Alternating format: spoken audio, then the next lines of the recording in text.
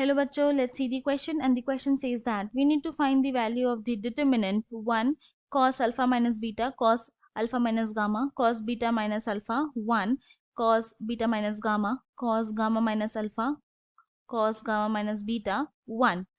यहाँ पे बताना है कि कौन सा ऑप्शन करेक्ट होगा। Option A independent of alpha, option B independent of beta, option C constant, option D cos alpha plus cos beta plus cos gamma.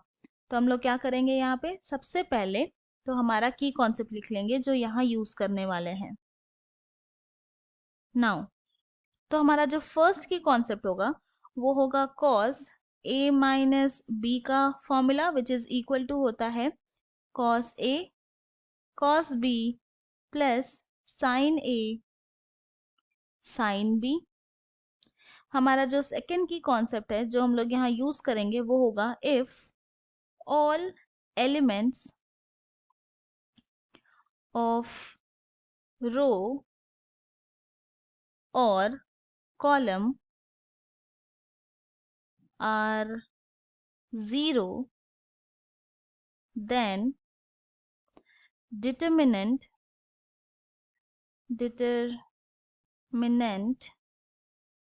is 0। हमारा जो थर्ड की कॉन्सेप्ट है जो हम लोग यहाँ यूज करने वाले हैं वो होगा cos square theta plus sine square theta is equal to 1। तो अब ये तीनों की कॉन्सेप्ट यूज करके हम अपने क्वेश्चन को यहाँ सॉल्व करेंगे। तो हमें यहाँ पर डिटर्मिनेंट गिवन है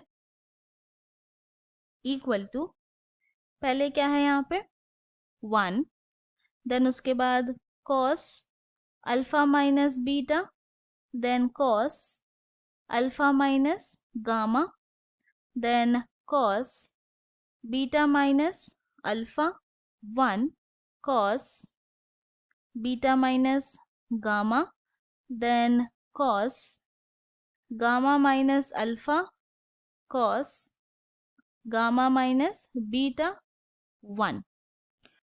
सो now this is equal to, हमारे पास जो फर्स्ट रो फर्स्ट कॉलम में 1 है उसको हमारे थर्ड की कॉन्सेप्ट का हेल्प से लिख सकते हैं cos square alpha plus sine square alpha.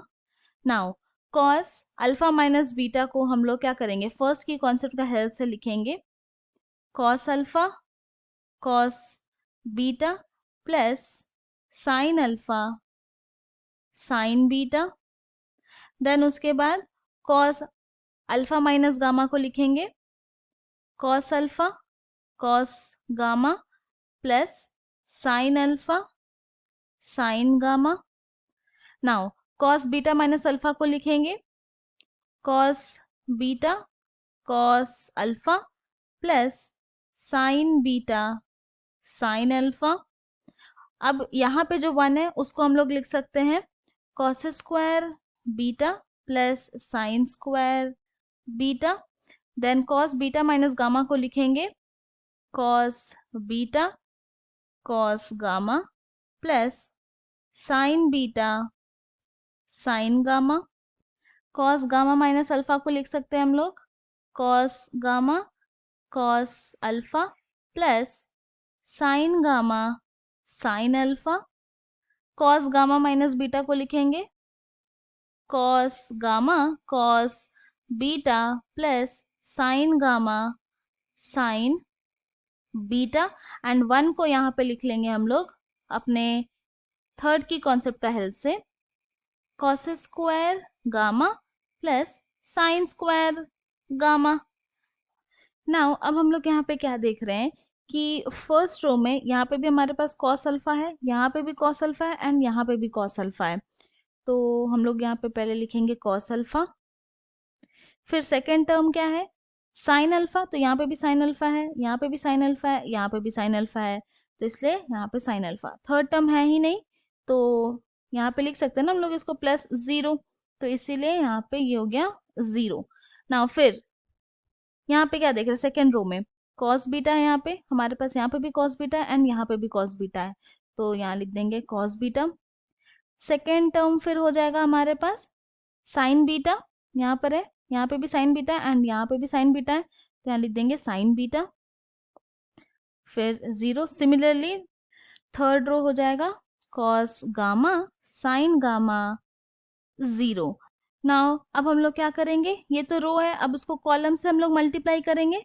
तो यहाँ पे क्या देख रहे हैं हम, यहाँ पे कॉस अल्फा है, तो किसके साथ मल्टीप्लाई हो रहा है, कॉस अल्फा के साथ, तभी ना कॉस स्क्वायर अल्फा हो रहा है।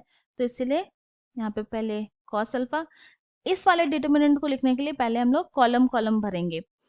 फिर उसके बाद फिर नेक्स्ट वाला टर्म क्या है, यहाँ पे साइन अल्फा को किसके साथ मल्टीप्लाई कर रहे हैं, साइन अल्फा के साथ ही, तभी तो साइन स्क्वायर अल्फा हो रहा है। तो इसीलिए यहाँ पर साइन अल्फा। ना ऐसा क्यों करते हैं, क्योंकि हम लोग को पता है कि जब हम लोग मल्टीप्लाई करते हैं तो इस वाले एलिमेंट को इस वाले एलिमेंट के साथ मल्टीप्लाई करेंगे, प्लस इस वाले एलिमेंट को इस वाले एलिमेंट के साथ मल्टीप्लाई करेंगे, देन प्लस इस वाले एलिमेंट को यहाँ पे जो एलिमेंट होगा उसके साथ मल्टीप्लाई करेंगे। एंड यहाँ पे जो थर्ड एलिमेंट है वो 0 है, तो यहाँ पे 0 लिख सकते हैं। नाउ फिर क्या करते हैं, अब हम लोग सेकेंड कॉलम भरेंगे। तो ये हो जाएगा cos beta sine beta 0 and cos gamma sign gamma 0 लिख सकते हैं। तो अब यूज करते हैं हम लोग सेकेंड की concept, and according to second की कॉन्सेप्ट, अगर सारे एलिमेंट रो हो या कॉलम हो 0 है तो पूरा डिटर्मिनेंट का ही वैल्यू 0 हो जाएगा। और यहाँ पे हम लोग देख रहे हैं कि ये पूरा कॉलम 0 है एंड ये पूरा रो 0 है। तो ये हो जाएगा equal to 0 multiplied by 0 which is equal to आ गया 0, एंड 0 क्या है, वो एक कांस्टेंट है। तो और हम लोग ये भी देख रहे हैं कि ये जो वैल्यू आया डिटर्मिनेंट का वो इंडिपेंडेंट ऑफ अल्फा है एंड इंडिपेंडेंट ऑफ बीटा भी है। तो देयरफॉर हम लोग ये बोल सकते हैं कि the value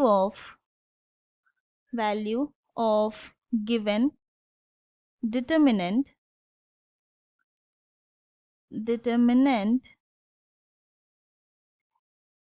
is 0 which is constant,